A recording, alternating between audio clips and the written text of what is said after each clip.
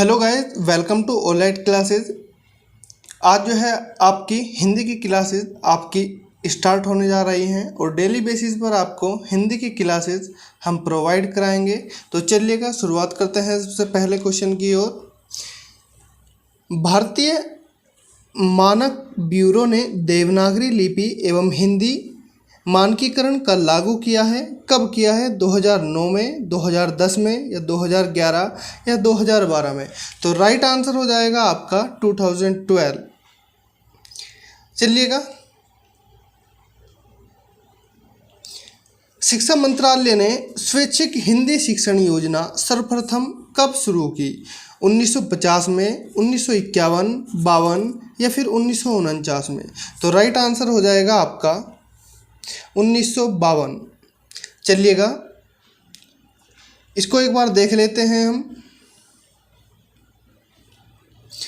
आप जानते हैं कि 1949 में 14 सितंबर को संविधान सभा ने हिंदी को राजभाषा के रूप में स्वीकार किया था और तब से इस दिन को हिंदी दिवस के रूप में भी मनाया जाता है।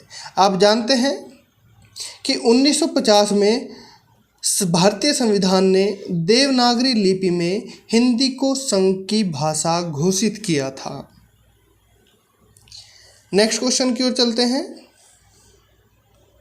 बिहार ने किस वर्ष में हिंदी को आधिकारिक भाषा के रूप में स्वीकार किया है? 1949, 1950, 1952 या फिर ये ऑप्शन हमारा जो है रॉन्ग है, ये इसकी जगह 1881 आएगा।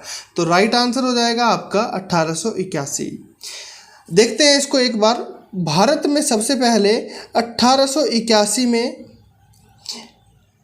बिहार ने हिंदी को आधिकारिक भाषा के रूप में स्वीकार कर लिया था, जबकि 1949 में 14 सितंबर को संविधान ने हिंदी को राजभाषा के रूप में स्वीकार किया था और तब से इस दिन को हर वर्ष 14 सितंबर को हिंदी दिवस के रूप में मनाया जाता है। भारतीय संविधान ने देवनागरी लिपि में हिंदी को संघ की भाषा घोषित किया है। 1950 में शिक्षा मंत्री ने एक स्वैच्छिक हिंदी शिक्षण योजना शुरू की, जो कि 27 मई 1952 को न्यायिक नियुक्तियों के लिए वारंट में हिंदी का उपयोग शुरू किया गया था। आप जानते हैं कि भाषा की छोटी इकाई को बोली कहा जाता है। इसका क्षेत्र सीमित होता है, इसमें व्यक्तिगत बोलचाल की माध्यम होता है और देशी तथा घरेलू शब्दावली का प्रयोग भी होता है। यह बोलचाल की भाषा मानी जाती है। नेक्स्ट क्वेश्चन की ओर चलते हैं। अनुच्छेद 351 में हिंदी के लिए क्या प्रावधान है? हिंदी भारत की राजभाषा है, हिंदी राष्ट्रभाषा है, हिंदी भाषा के प्रचार एवं प्रसार की व्यवस्था है या फिर इनमें से कोई नहीं। तो हिंदी जो है भाषा के प्रचार एवं प्रसार की व्यवस्था है।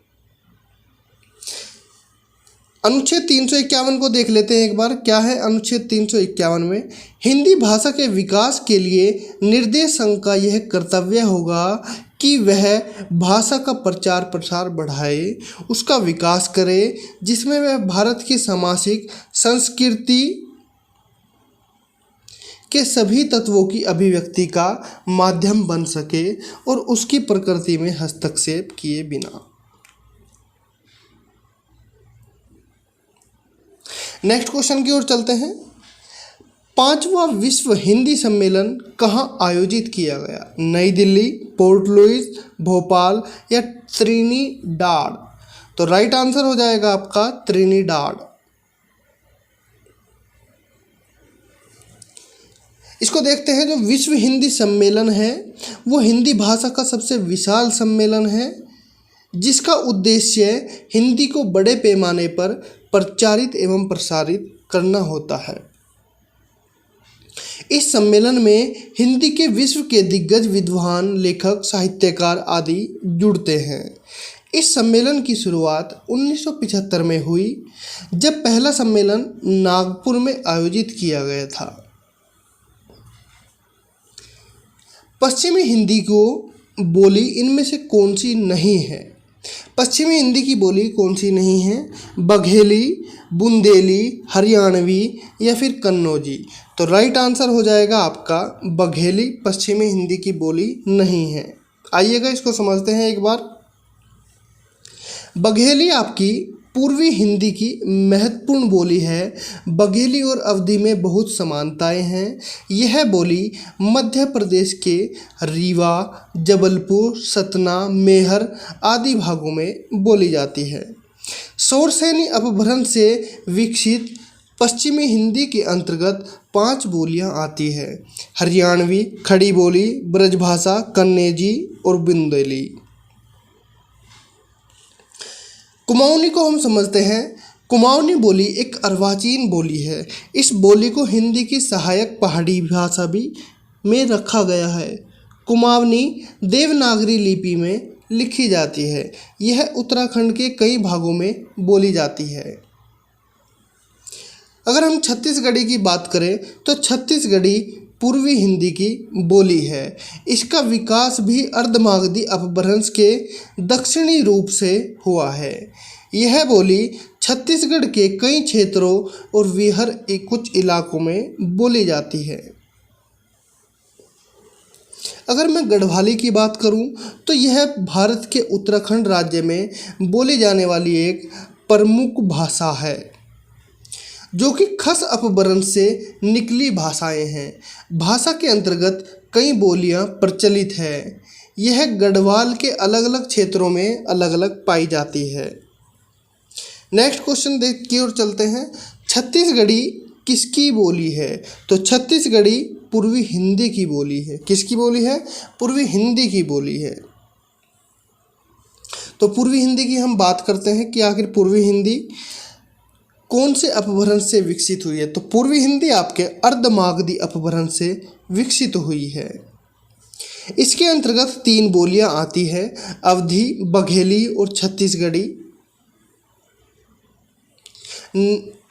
पश्चिमी हिंदी की अगर मैं बात करता हूँ तो पश्चिमी हिंदी शौरसेनी अपभ्रंश से विकसित हुई है और इसके अंतर्गत आपकी 5 बोलियां आती है: ब्रज, कन्नौजी, बुंदेली, हरियाणवी और खड़ी बोली। अगर राजस्थानी हिंदी की बात करूं तो इसका विकास भी शौरसेनी अपभ्रंश से हुआ है। मेवाती बोली पश्चिमी हिंदी और राजस्थानी के बीच मध्यस्थ का दायित्व निभाती है। इस पर ब्रज का भी थोड़ा प्रभाव दिखता है। यह राजस्थान के अलवर क्षेत्र की भाषा है। इसके अलावा राजस्थान के कई भागों में भी बोली जाती है।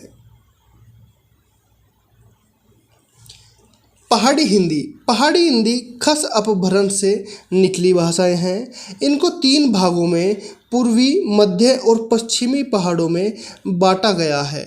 कुमाऊनी को पहाड़ी हिंदी की मुख्य भाषा माना जाता है। यह देवनागरी लिपि में लिखी जाती है। यह उत्तराखंड के कई भागों में बोली जाती है। नेक्स्ट क्वेश्चन की ओर चलते हैं। वर्तमान में हिंदी का प्रचलित रूप कौन सा है? तो वर्तमान में जो है हिंदी का प्रचलित रूप आपका खड़ी बोली है। क्या है? खड़ी बोली इज द राइट आंसर। अगर मैं खड़ी बोली की बात करता हूँ तो खड़ी बोली पश्चिमी हिंदी की महत्वपूर्ण बोली है। जिस हिंदी भाषा का प्रयोग हम मानक रूप में करते हैं वह खड़ी बोली का ही विकसित रूप है। 19वीं शताब्दी तक यह सशक्त जनसंपर्क भाषा थी। इसके अन्य नाम कोरवी और नागरी हैं। अवधी की मैं अगर बात करूं तो अवधी भाषा पूर्वी हिंदी की प्रमुख बोली है। यह अवध प्रदेश के अंतर्गत आती है। यह अर्धमागधी अपभ्रंश से उद्भूत मानी गई है। यह बोली उत्तर प्रदेश के कई जिलों में बोली जाती है। सबसे अधिक भारतीय भाषाएं किस लिपि में विकसित हुई हैं? तो आंसर हो जाएगा आपका ब्राह्मी। नेक्स्ट क्वेश्चन की ओर चलते हैं। गुजराती भाषा किस लिपि में लिखी जाती है? तो गुजराती भाषा आपकी देवनागरी लिपि में लिखी जाती है। गुजराती भाषा को देखते हैं।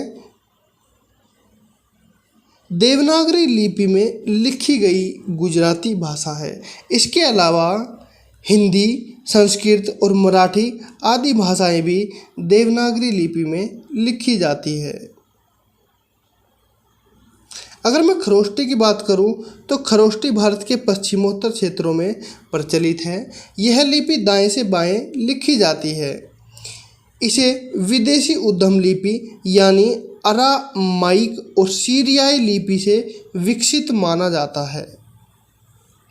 अगर शारदा की हम बात करें तो शारदा 8वीं शताब्दी में कश्मीर में सिद्ध मातृका लिपि से विकसित इस लिपि के अनेक अभिलेख कश्मीर, पंजाब, हिमाचल प्रदेश आदि में मिले हैं। गुरुमुखी जो है सिखों के दूसरे गुरु अंगद द्वारा विकसित इस लिपि में पंजाबी भाषा में गुरु ग्रंथ साहिब का संकलन है। तो गाइस, आज की वीडियो यहीं पर समाप्त करते हैं। Thank you for watching this video. अगर आपको ये वीडियो अच्छी लगी हो तो प्लीज़ वीडियो को लाइक कीजिएगा और शेयर करना ना भूलिएगा। और अगर आपको बहुत ही अच्छी लगी हो तो प्लीज़ वीडियो को सब्सक्राइब ज़रूर कर दीजिएगा। Thank you for watching this video.